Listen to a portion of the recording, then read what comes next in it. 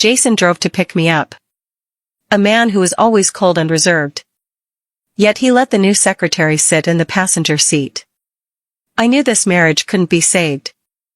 That day, Jason drove to pick me up. When he opened the passenger door, I was stunned for a moment. A young and beautiful girl was sitting in the passenger seat, smiling sweetly at me. "Sister-in-law, hello." The girl greeted me politely but showed no intention of getting up to give way. I narrowed my eyes and looked at Jason. Jason lowered his eyes to answer a call, unaware of the brewing tension here. Today we had planned to go to the auction together. I was looking forward to this date with him and had dressed up carefully, but I never expected someone else to be sitting in his passenger seat. "Hello, sister-in-law, my name is Lola, Jason's new assistant." The girl's lips curled into a warm smile. She lifted two shallow dimples, making her look especially sweet. "I heard that tonight you are going to a private auction, so I asked Jason to take me along to see the world." "Don't worry, I absolutely won't disturb you." My heart instantly sank to the bottom of a valley. I know this cold and perfect man in front of me very well. He always keeps a distance and doesn't easily let others get close. We came together because of an arranged marriage. After much consideration, we chose each other. Outsiders joke that I will be a widow living alone. But after confirming our relationship, Jason would gently hold me with a warm look. When moved, the corners of his eyes would also turn slightly red. He said, "You are my wife, husband and wife are one, you are naturally different from others." Today, it seems something has changed.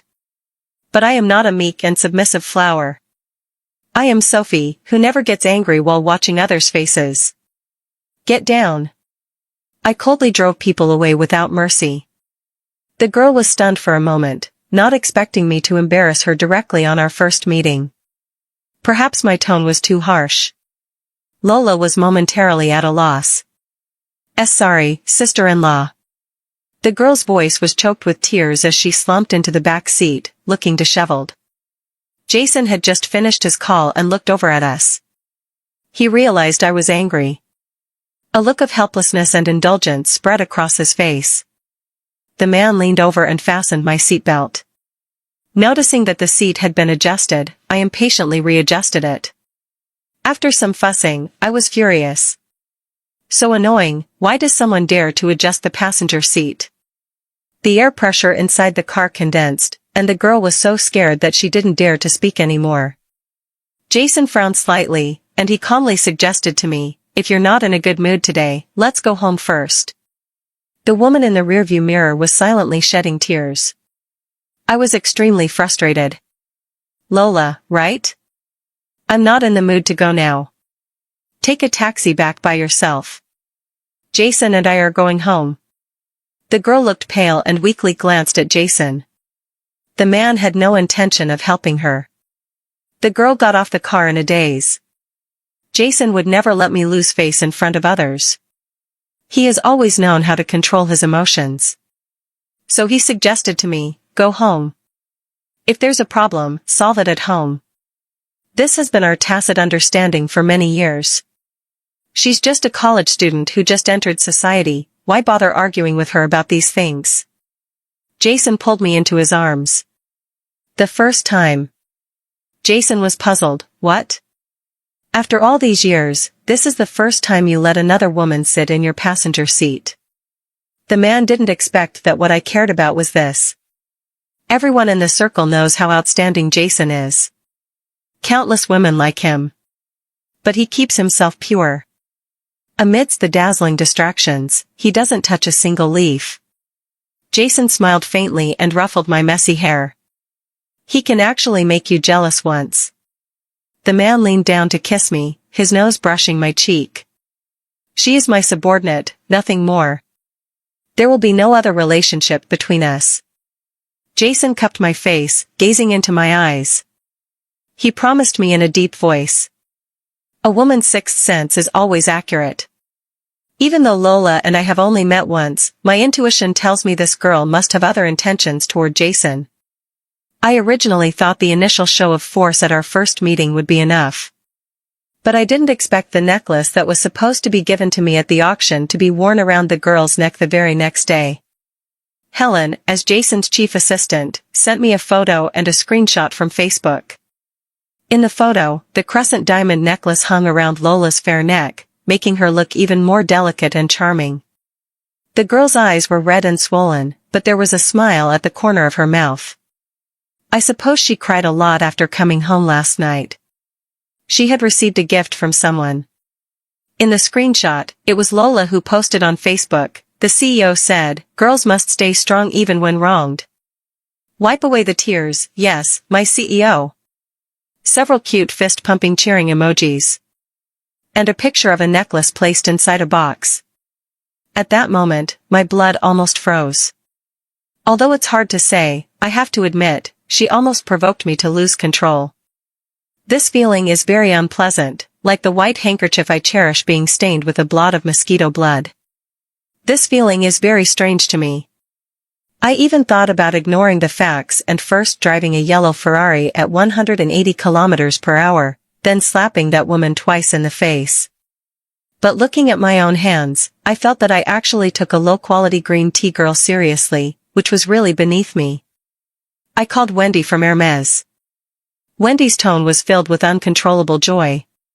She assured me over the phone, "Sophie, rest assured, even if we have to move all of Shanghai today, I will make sure to prepare all the goods and deliver everything to you."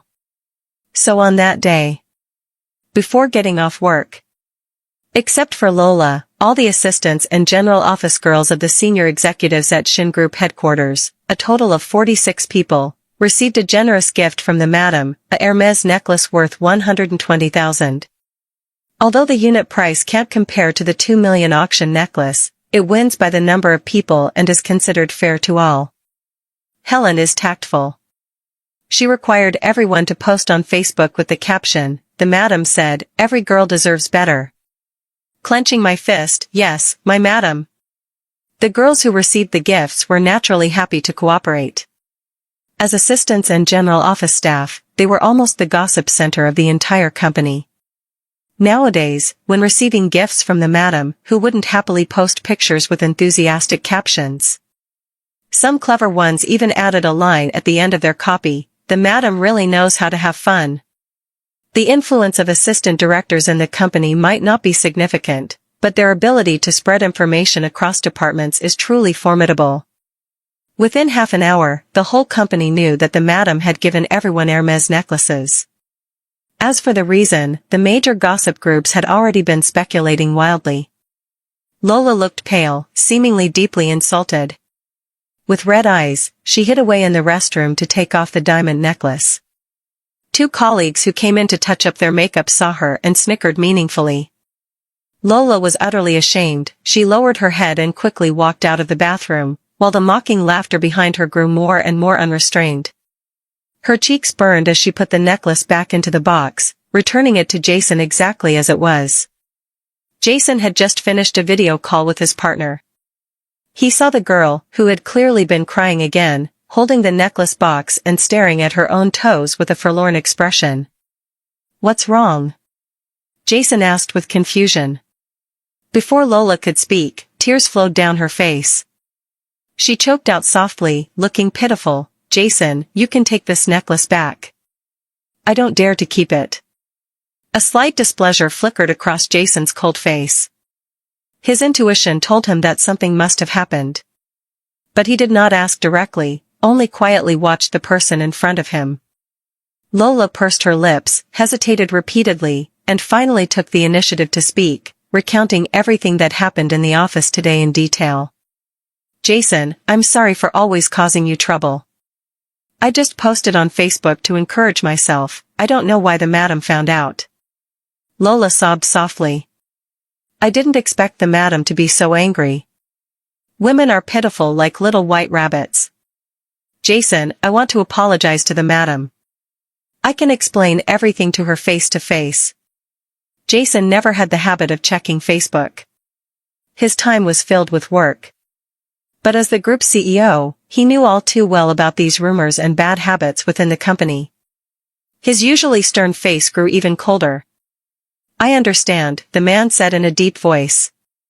That night, Jason brought Lola home. The girl was timid, standing behind the man.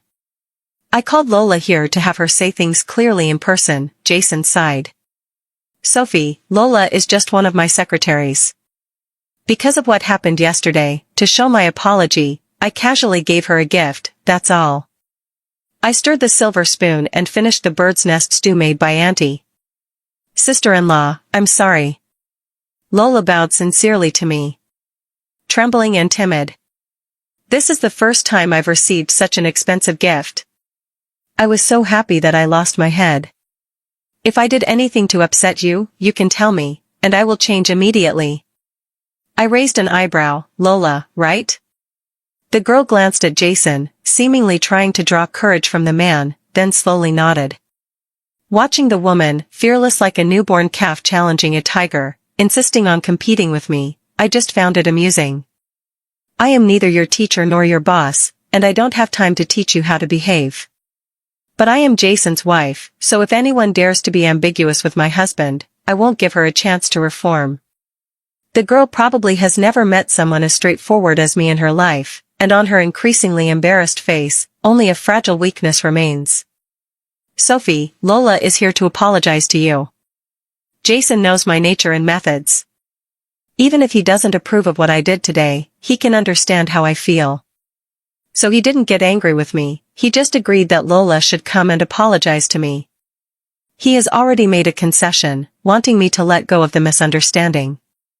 We are all smart people. Even with just a glance, we understand each other's meaning. I understand. I have decided to give Jason a chance. After all, he really didn't cheat. But there won't be a next time, no matter who it is.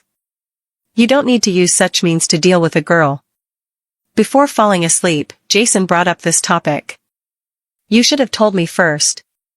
I was sitting at the dressing table fixing my hair, staring at the handsome man in the mirror. You knew very well that I liked that necklace, yet you gave it to another woman. Isn't it natural for me to be angry? I can't imagine, if such a perfect person becomes tainted, whether I can still admire him as before. Jason calmly went to the bar to pour himself a glass of ice water. She cried the whole night because of your misunderstanding. This morning, when I saw her eyes swollen like that, I casually gave her the necklace as an apology. There wasn't a single flaw. I coldly scrutinized him for a long time. 2 million is just a small amount to us, casually giving it away is understandable. It all depends on whether the other party is worth it. The man tapped his finger on the marble countertop. He was waiting for me to think. This is the first time we've had a conflict in our relationship because of a third party. Our upbringing and manners have made us both somewhat weary of such matters. We are both people who value dignity. Jason, I love you. Jason's fingers paused. He probably didn't expect me to say that all of a sudden. Jason, I love the immaculate you, this is what makes you different from others. You never let women get close before because you have an emotional purity obsession, you want a clean marriage. I wasn't like this before, but your values have influenced me. Now, our life goals are the same. I hope your marriage never reaches a crossroads. Jason helplessly said, I don't. Jason is a very clear-headed person. He knows I care, so he won't give Lola any chance for illusions anymore. Without the CEO's support, Lola, as an intern, can only start with the most basic tasks. She used to have the chance to work shifts at the front desk. Now, Helen doesn't schedule her at all. I never signaled anyone to exclude her. Since Jason is sensible, I completely trust him. But for matters like this, I don't need to give any instructions. There are many who flatter the powerful and trample the weak.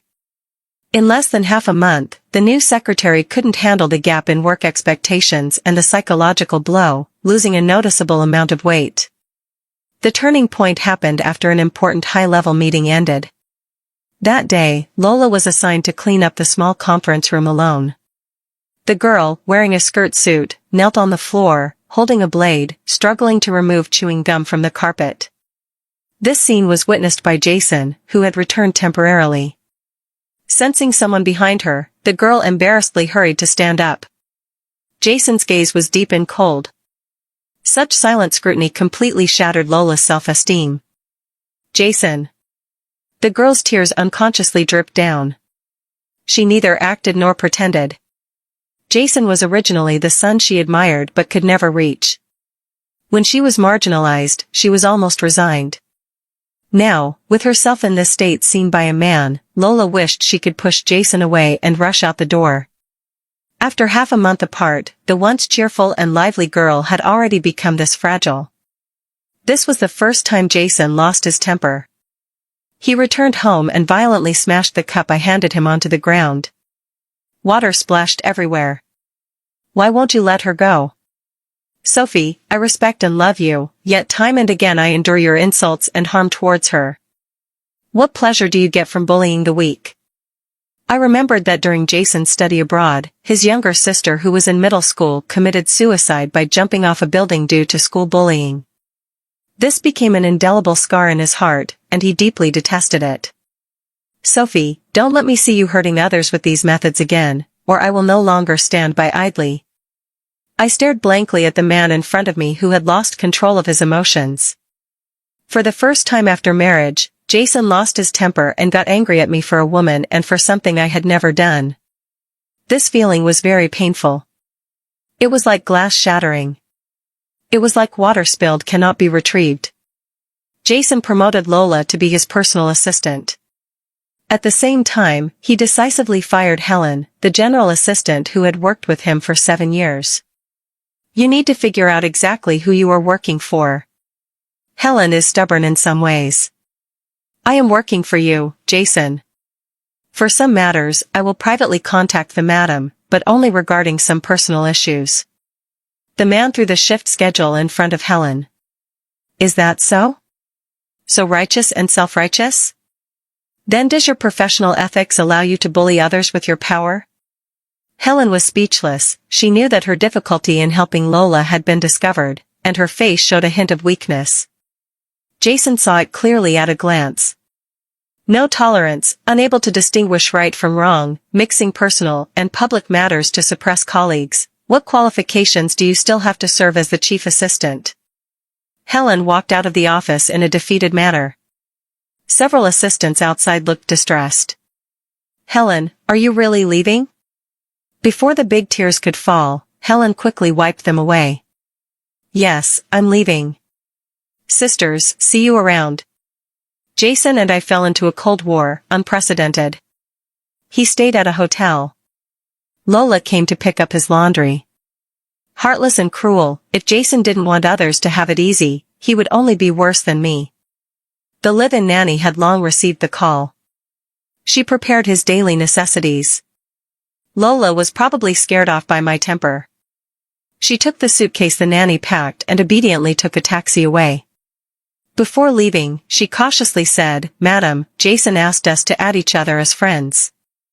If anything comes up, you can contact me. Helen left, and Lola took over her job. There was nothing to keep in touch about. I told him to get lost as far away as possible. Lola didn't understand why Jason was now staying in a hotel, yet I could still be so tough. There was confusion in her eyes, but more than that, a secret delight.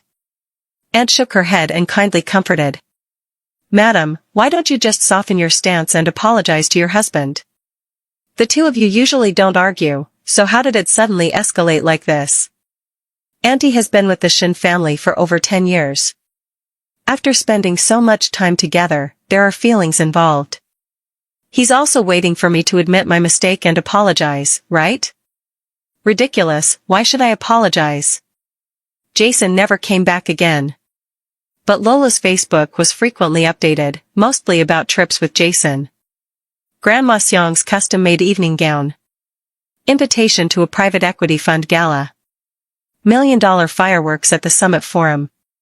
The night breeze and view at the Sailboat Hotel. A photo with the CEO of Qingfeng Capital, and so on. All of these make one marvel that meeting the right person can open up so many firsts in life. This attracted over 100 likes below. Some even suggested in the comments that she start live streaming to show everyone the daily life of the upper class. Several mutual friends puzzledly sent me screenshots of her Facebook and added question marks. Now, if you want to know Jason's whereabouts, you can pretty much guess by looking at this secretary's Facebook. Everyone is smart. Speak just enough and no more. In the past, I was mostly the one accompanying Jason to events. If I happened to be busy or unwilling to go, his several assistants would take turns. Now, his regular female companion has changed. I have no mood to reply to friends' kind reminders, just simply sent a thank you emoji. At that time, I was privately asking Xia's accounting firm to help me with the division of assets. It was a huge and complex task.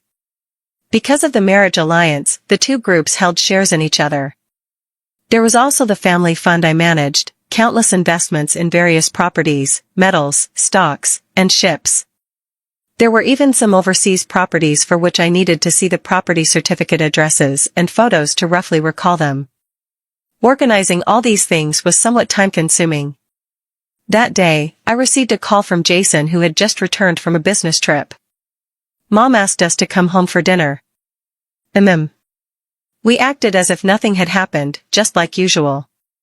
The driver went to the airport to pick up Jason, then came to pick me up, and we went to the Gu family together. Jason and Lola, who traveled with him, sat in the back seat, and they even saved a front passenger seat for me. Lola's schadenfreude was obvious. I laughed bitterly at my own situation. But this time, I no longer asserted my authority and calmly accepted the passenger seat. Jason's expression was cold and his aura was terrifyingly intense. Sister-in-law, we just got back from Manhattan today. The matriarch said she wanted to see Jason, so I took the opportunity to buy some gifts and visit her together. Lola was still as noisy as before. However, her temperament was more mature and steady than usual. I suppose she has gained a lot of experience by staying by Jason's side during this time. I said nothing and closed my eyes to rest. Lola made a fool of herself. Jason pressed his thin lips tightly and remained silent all the way. Jason's mother was somewhat surprised when she saw Lola. The girl greeted them with ease and introduced herself. She seemed to be very skilled at pleasing others. In no time, she had Jason's mother laughing heartily. At the dining table, Lola chatted with Jason's mother about some interesting things Jason had encountered at work. Jason's mother nodded with a satisfied smile. Then she asked about Jason's life situation. She also took up the conversation very naturally. The atmosphere at the dining table became noticeably awkward. Lola still had a shallow dimpled smile at the corner of her mouth. Realizing she had said something wrong in the suddenly cold atmosphere, she thought it wasn't too foolish. Daily life matters were questions I should answer. Jason's mother was no fool. Jason remained silent. I elegantly wiped my mouth. Mom, I'm pregnant. Ah, really, Sophie? That's fantastic news. Jason's mother's eyes lit up. When did this happen? The man who had been cold and silent since I got in the car now showed a rare trace of emotion on his face. I raised my eyebrows with a mischievous smile.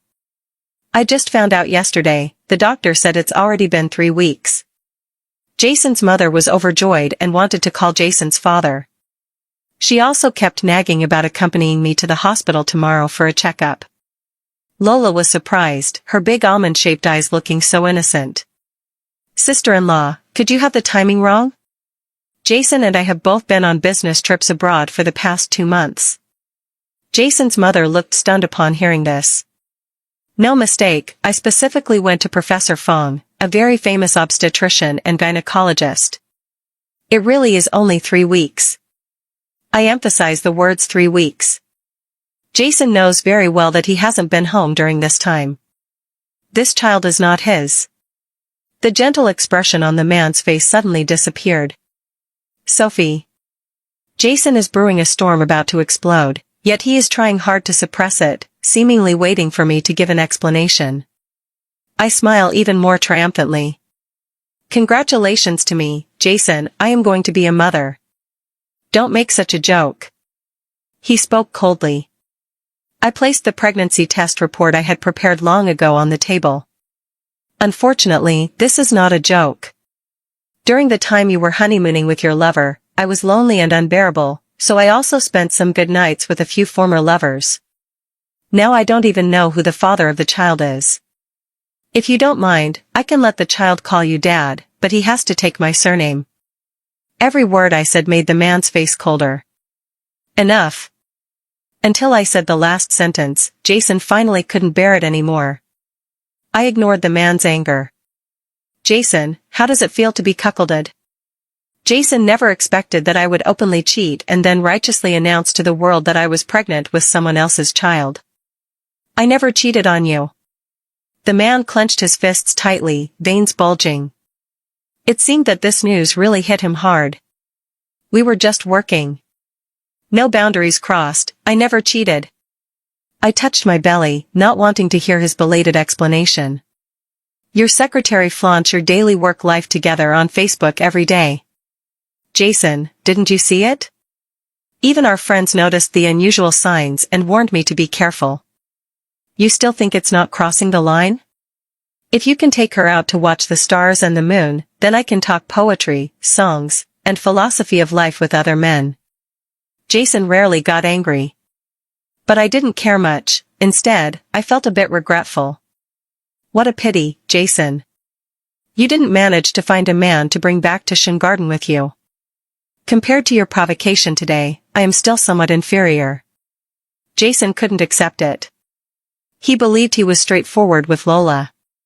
Between them, aside from work communication, there was little interaction left. He just wanted to use Lola to reprimand those around him. He didn't understand why we ended up like this. Before this, he always thought our marriage was very stable and happy. Sister-in-law, Jason and I are innocent. In front of Jason's mother, Lola was eager to defend herself. Jason's mother and I talked on the phone a few times. To make work easier, I took this opportunity to come and visit. This is all part of my job. You haven't worked outside, so maybe you don't know. As the CEO's chief secretary, you have to handle everything meticulously, but Jason and I really haven't crossed any lines. Lola sat beside Jason, head held high. Really? On the way here, you sat next to Jason, letting the madam sit in the front passenger seat. Did your meticulousness suddenly go to the dogs? I ruthlessly exposed her. The woman was speechless, not knowing how to respond. I didn't let Jason off either. Jason, is this the chief assistant you personally trained for 2 months? Helen is also a woman, also your secretary. She has been with you since graduating from college. Has she ever sat beside you? She is even more meticulous than Lola. Have I ever targeted her once? Jason's breathing was rapid, and the corners of his eyes were already reddening. Let's get a divorce, Jason. The man pulled me home, leaving Lola behind at the Shin family estate. Since the Cold War, this was the first time he came home. The house had long been tidied up by me. Even the live-in maids had been dismissed by me. Jason stopped in his tracks, stunned and dazed. The home we had lived in together for 3 years now felt unfamiliar. He finally realized that my divorce had been premeditated. Jason, with red eyes and disbelief, held me tightly in his arms. Sophie, I haven't cheated. The man's lost and low voice lingered in my ears. You want to abort the child so we can start over. It sounded like a joke, and I retorted sarcastically. That is my child, why would I abort it? My calmness seemed to pierce Jason's heart. I haven't done anything, you clearly know that. I broke free from the man's restraint. Yes, I know, you are still pure. But, what use is that? You had Lola come to the house to pick up your suitcase, knowing it would upset me. You took her to all occasions, knowing I would be criticized. You know everything, yet you still did it. You tolerated her provocations, embarrassed me, and forced me to seek peace. You despise me for bullying the weak, but Jason, have you seen that so-called weak person deliberately provoking my limits time and again? I cried, recalling all the past, unable to believe that my marriage could be so fragile.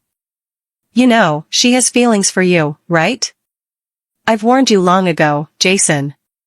Ignorance is one thing, but knowingly committing a fault is the most fatal.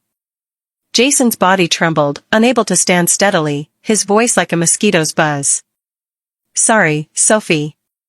She always reminds me of Dale, and I'm afraid you'll become one of those monsters too. Dale also has two sweet dimples. I just don't want to see her cry. I've never had any feelings for her. Watching the man's confession, I felt no ripple inside. Maybe he is innocent, but I don't want to foolishly hand over my weakness to anyone who might hurt me. Jason disagreed with the divorce. He hired another elite male executive assistant. He even got drunk in the wine cellar. I struggled with all my might to help him to the sofa. He has good drinking manners, quiet and easy to manipulate. But just as I was about to leave, the man, with red eyes, held me in his arms, fragile and pleading. Sophie, can we not get a divorce? If you want this child, then give birth to him. As for Lola, big companies have their own rules and regulations. They won't dismiss someone without reason, especially if they haven't made a mistake. It's just the CEO's deliberate distancing. Undoubtedly, it's sending a signal outward. This CEO's former personal assistant seems to have overnight transformed from a lucky girl envied by everyone to the subject of private ridicule. When Lola found me, her original youthful beauty was gone, and no amount of makeup could hide her haggard look. I saw you at the company on your first day. Such an opening line surprised me a little. That day, I brought you tea and stood by your side waiting for your other instructions. You were chatting with Jason about what would be appropriate to give as a wedding gift for a friend, and you never once glanced at me. The girl was full of sarcasm. People like Jason, if it weren't for work, I would never have had the chance to meet in my lifetime. And you? You just happened to be born into a good family, so you could marry him. That night at the auction, I told Jason that it was really impolite for the leader to drive while the employee sat in the back seat. I said I would switch back when I saw you. Jason was non-committal. The girl seemed to recall the pride and spirit of that day. I dealt with the waiter and ordered a cup of coffee and dessert for her as well. The girl's eyes turned red from my usual arrogant composure, her hatred growing stronger. What right do you, a second-generation rich kid, have to look down on me? Lola looked at me with utter contempt, saying you don't deserve Jason's love at all. Is that so? Then did you get it? I leisurely watched the person in front of me lose their composure. That childish face was trying hard to stay calm. Isn't it because I threatened you? Otherwise, why couldn't you stand it and wanted a divorce? I stirred my coffee slowly. Because I cheated and am pregnant with someone else's child. Didn't you know that? You. Lola was choked by my words. The girl lost control of her emotions several times. What are you so proud of? Bad temper, no job, and cheating to get pregnant with another man's bastard child. Do you think Jason would still want you? Slap. I mercilessly gave the woman a slap. First, no matter how old I am still 2 years younger than the Jason you obsess over. Then, who do you think you are to call my child a bastard? Finally, I've wanted to slap you for a long time, you fool. When I was 4 months pregnant. The Shin family knew there was no room for negotiation. Under the pressure from the Shin family, Jason agreed to a peaceful divorce with me. The two families' shareholdings are extensive, and the originally agreed strategic cooperation remains unchanged because both sides benefit, so the elders see no need to alter it. The division of premarital property was very clear.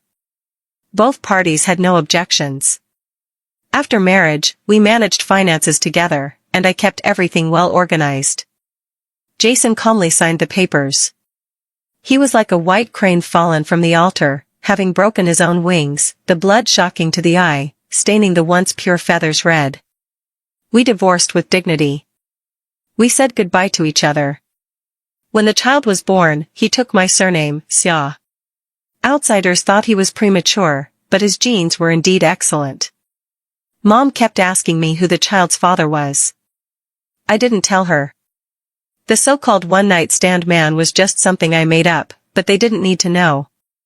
Because it was a boy, my parents were no longer in a hurry to urge me to go on blind dates. They planned to take advantage of their youth to raise the child as an heir. As the little brat grew up, he increasingly resembled his father. Without the constraints of marriage, I have lived freely and unrestrained these past few years.